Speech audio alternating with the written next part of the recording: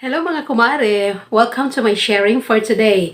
Our topic for today is all about stockings. Alright, tip para sa mga mahilig magsuot ng stockings everyday. Alam niyo ba na yung stockings ko, I will tell you about my story, na yung stockings ko para hindi madaling mag-run, hindi madaling masira. Lalong-lalo na kung lagi kang naglalakad everyday or lagi kang nasa labas. 'Di ba madaling masira, may run konti. So ang ginawa ko, nilagay ko sa refrigerator. Yung parang ipina-preserve po natin. Alam mo ba? Ayan. This morning, sinubukan ko to dahil may nagsasabi po sa akin, kasamahan ko, hello to Ma'am May, na ginawa niya yung stockings niya para hindi madaling masira at saka medyo maging makapal siya, tapos yung texture niya maging mas malambot, nilagay niya sa refrigerator for 1 week. So ginawa ko at nasubukan ko this week.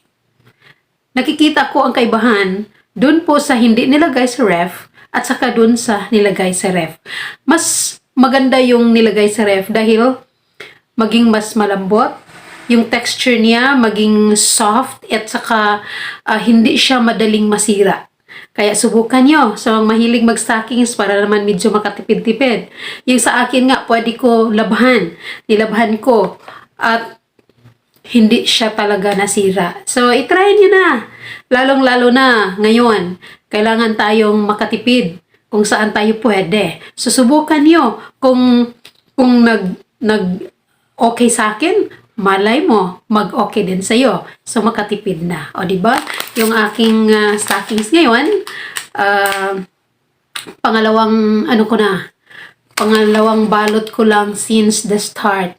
And, nasubukan ko na yung nilagay ko sa ref, tumagal po siya ng 2 linggo. Imagine! So, tipid-tipid din pag may time. Yan lang po muna mga kumare. Kung may natutunan po kayo sa videong ito, paki-share po para sa lahat na nag-opisina, may suot na stockings everyday. Pwede nitong subukan para naman marami tayong nakakaalam. Yun lang po muna. Bye everyone and God bless. Mahigpit na yakap!